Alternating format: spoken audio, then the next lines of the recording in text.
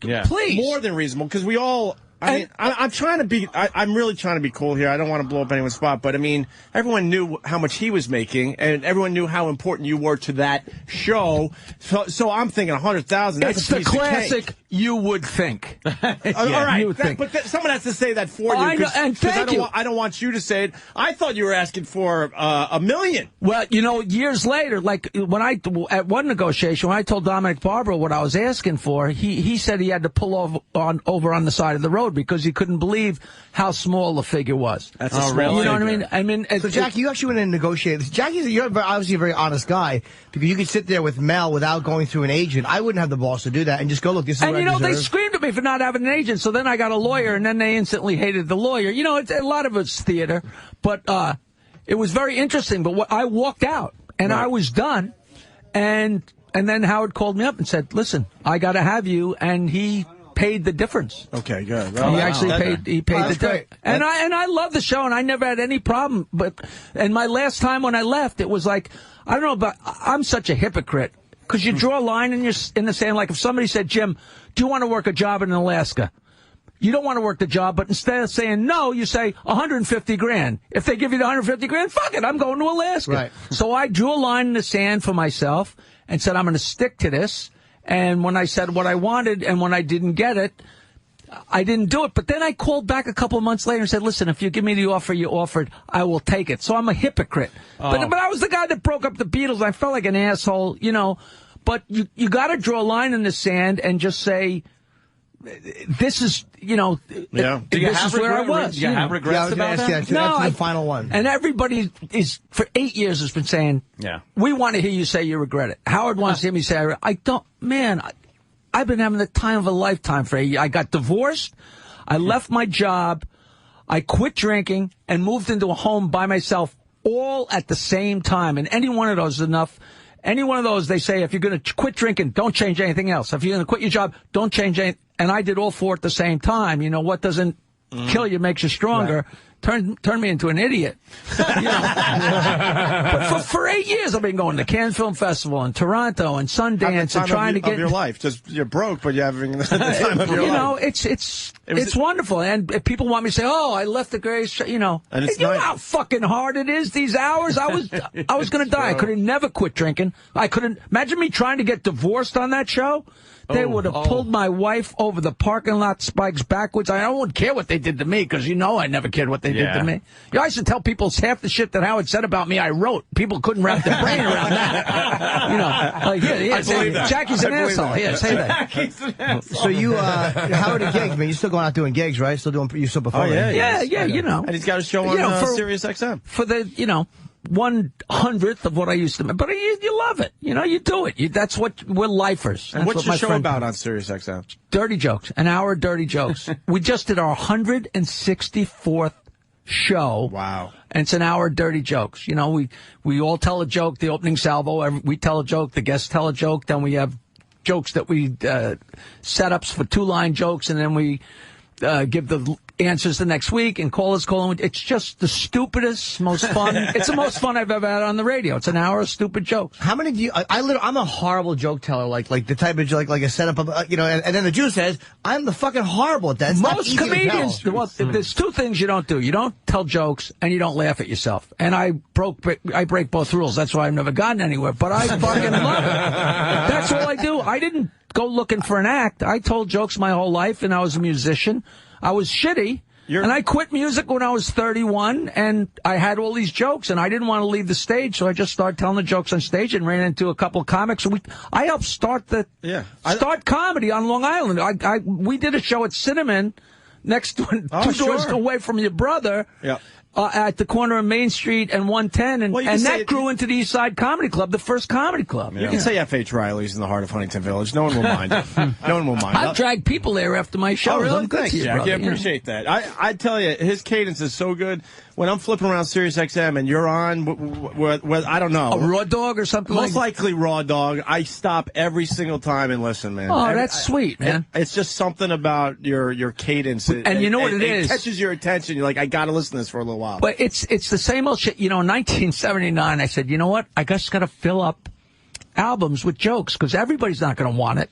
But everybody didn't have to want it. You know, everybody doesn't like opera. But if you want a collection of dirty jokes, I said, God, if it's one person out of 100, I'll do great. It wasn't. It's like one person out of every 10 million. So I never sold any albums. But the whole point, I'm one of the most requested guys on Raw Dog because you listen to Jim Norton, you listen to Sam Kinison, you listen to George Carlin, you're screaming, laughing. But you can't get out of the truck and go say something. You listen to you guys for 20 minutes, then you hear 3 dick jokes from Jackie. The guy can get out of the car and go into the deli and tell one of the fucking jokes. So they love me. You know, I mean, it's got nothing to do with me. I'm just a conduit to get the stupid jokes to people, which is what I've always been, you know. Did you have any, when you, because we were off the air for 2 years, and it was fucking. Oh, it's brutal. It was different circumstances, but I just felt like I will never recover from this. I finally had something that allowed me to be, to draw an audience. Did you have any regret, like, even though it might have passed, did you have any depression or any of the stuff of like just wishing you hadn't done it? There was no regret that I wish I hadn't done it, but the one thing that's the most obvious thing that never dawned on me is to sit in that room with Fred Norris, who's the quickest, fastest, funniest, most talented person in the world. Nobody knows how unbelievable. You know, you start saying a sentence to him, before you get to the end of the sentence, he's saying something funny about it, and smart and witty. And being with Fred and Howard and Robin for 15 years, it's an unnatural situation to be sitting in a room for 4 hours laughing. You'd sit there and laugh, and you didn't even realize how much that's doing for your head or how fucking wonderful that was. And that's what I miss, not the money, not the fame. It's 8 years later. They still play me so much on that thing. I'm as famous, walk down the street, as many people know me now as knew me 8 years ago. It's never fallen off. Not that a lot of people know me, but as many. It's a very small amount of fame. It's a comfortable amount of fame. But sitting there and just, you know, guys, you sit here and laugh. It's like, wow.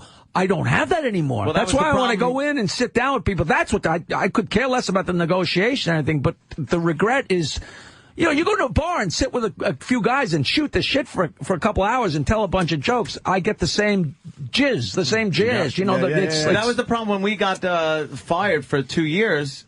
We were being paid. We were being paid. But fuck the money. It wasn't even about the fucking money. Not even a little bit. It was being in this. Wanting to fucking hang out. Yeah, Opie, why don't you come over and let's sit and laugh for 3 hours? We get on the phone. We get on the phone and do a show for us. Two people. We're flipping through channels, just making jokes. And you don't even realize you're doing it. Like, Jesus Christ, it's like, boy, this would have been funny for a few million instead of 2. And that must have been the same for you. I lost both of their numbers and immediately hopped on Colin Quinn's fucking coattails. Wow, what a coattail that was. I understand that. Right into a brick wall he ran. How long ago was this? How long ago did you lose the show for? That was August of 2002. It's been a while now, but 2002 came back to 2005. Was this the infamous church thing?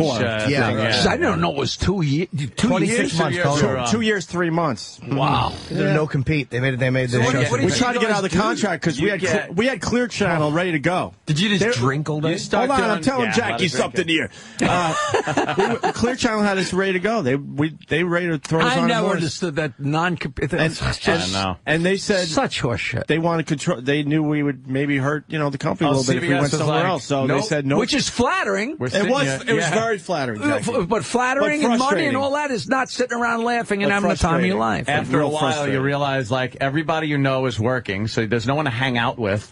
You're just, you wake up and go, I'll grab a couple of beers. All right, listen, I'm most famous for one thing.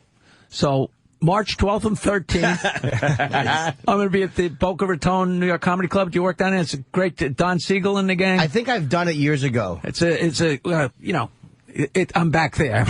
It's a New York Comedy Club, and Monday night I'm playing and singing 5 of my original songs at Morel's in Westbury and Long Island. You guys are probably too young. You don't remember a place called My Father's Place. Oh, hell yeah. Well, this Morel's was started by Epi Epstein. Oh, good old But Epi. I don't think he's part of it anymore. Every place he goes, he's there for a week. I saw a soft white underbelly at My Father's Place. Yeah, that was Blue Oyster Cult. Cult. Viaduct over there. Yeah, it was great. But Blue Oyster Cult used to play there, but they didn't want everyone to know, so they went as soft white underbelly. Do you know Epi is the reason I'm a comedian?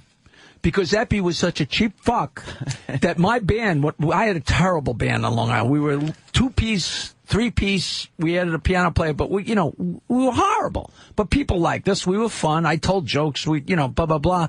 And when we got to play at my father's place, it was a big deal. And we'd tell all our friends and fans, please come to my father's place. We'll play my father's place. It was like, to us, it was Madison Square Garden. Yeah. So